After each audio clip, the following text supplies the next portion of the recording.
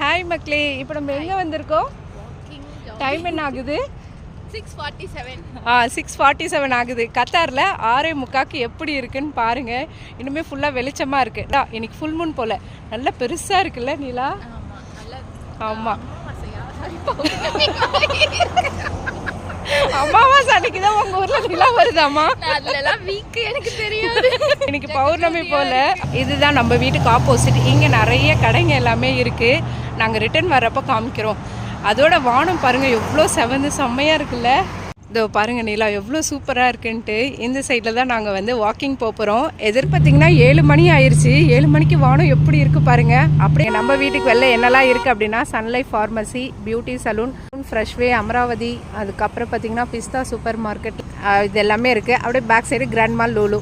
இங்கே இருக்கிறவங்க மேக்ஸிமம் வந்து கார் எல்லாமே நாங்கள் வந்துட்டு சமாளிக்கிற அளவுக்கு இருக்குல்ல. ஓகே, பாய்.